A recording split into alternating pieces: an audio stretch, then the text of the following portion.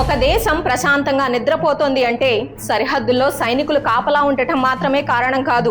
శత్రు ఆలోచనను, వాడు వేసే తర్వాతి అడుగును ముందే పసిగట్టి వాడిని అక్కడికక్కడే మట్టుబెట్టే ఒక అదృశ్య సైన్యం ప్రతి దేశానికి ఉంటుంది. అవే ఇంటెలిజెన్స్ ఏజెన్సీలు. America CIA, Israel Mossad, Russia KGB, Britain MI6, India రా. అయితే వీళ్లలో అత్యంత శక్తివంతమైన ప్రమాదకరమైన ఏజెన్సీ ఎవరు? వీళ్లలో ది బెస్ట్ దురందర్ ఎవరు?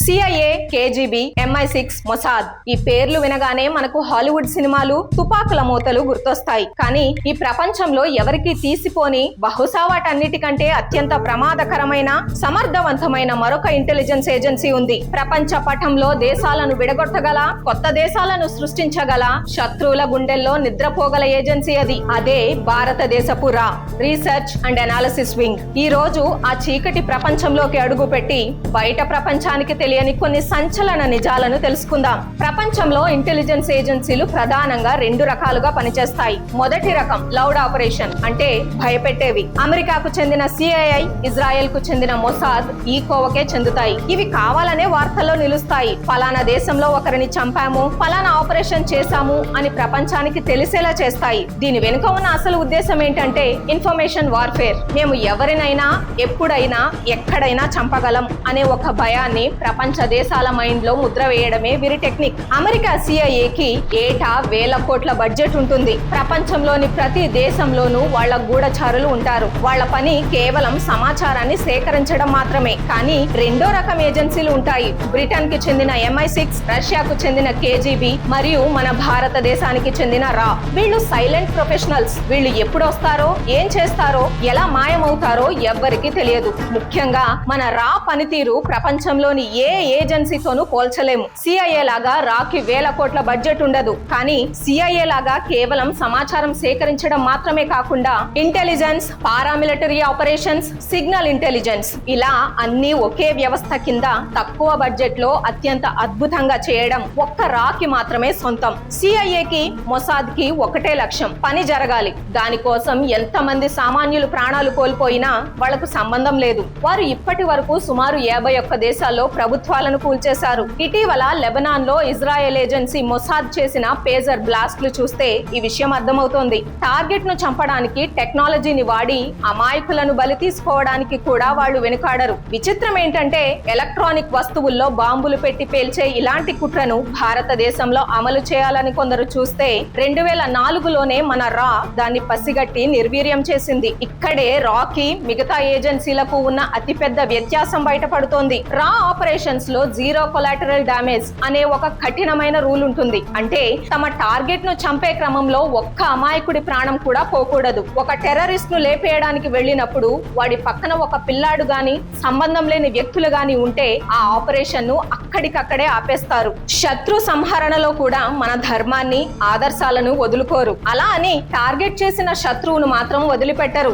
భూమి మీద ఎక్కడున్నా, ఎన్ని సంవత్సరాలైనా వేటాడి తీరుతారు. రా తన ఆపరేషన్ల గురించి ఎప్పుడూ మాట్లాడదు. కానీ చరిత్ర పుటలను తిరగేస్తే ప్రపంచ గతిని మార్చిన ఎన్నో సంఘటనల వెనుక రా హస్తం కనిపిస్తోంది. ఫిజీ ప్రభుత్వ మార్పు. 1989లో రా ఒక ఆపరేషన్ ప్రారంభించింది. 12 సంవత్సరాల పాటు నిశ్శబ్దంగా పనిచేసి చివరికి ఫిజీ దేశపు ప్రభుత్వాన్నే మార్చేసింది. బంగ్లాదేశ్ విమోచనం. 1971లో పాకిస్తాన్ ను 2 ముక్కలుగా చేసి బంగ్లాదేశ్ అనే కొత్త దేశాన్ని సృష్టించడం వెనుక ఉన్నది పూర్తిగా రా యొక్క వ్యూహమే. సిక్కిం విలీనం. సిక్కిం రాజకుటుంబంలోకి ఒక సిఐఏ ఏజెంట్ వివాహం ద్వారా ప్రవేశించి భారతదేశం నుండి ఈశాన్య రాష్ట్రాలను వేరు చేయడానికి ప్రయత్నించింది. కానీ రా ఆ కుట్రను ఛేదించి సిక్కిం ను శాంతియుతంగా భారతదేశంలో విలీనం చేసింది. Operation smiling Buddha. 1974లో అమెరికన్ శాటిలైట్ల కన్నుగప్పి రా ఇచ్చిన ఇంటెలిజెన్స్ తో భారతదేశం తన మొదటి అణు పరీక్షను విజయవంతంగా పూర్తి చేసింది. ఆపరేషన్ మేఘదూత్. 1984లో పాకిస్తాన్ సైన్యం సియాచిన్ గ్లేసియర్ ను ఆక్రమించుకోవడానికి రహస్యంగా ప్లాన్ చేస్తోందని రా ముందుగానే పసిగట్టింది. దానితో భారత సైన్యం వాళ్లకంటే ముందే అక్కడికి చేరుకొని ప్రపంచంలోనే అత్యంత ఎత్తైన యుద్ధ క్షేత్రాన్ని తన ఆధీనంలోకి తీసుకుంది.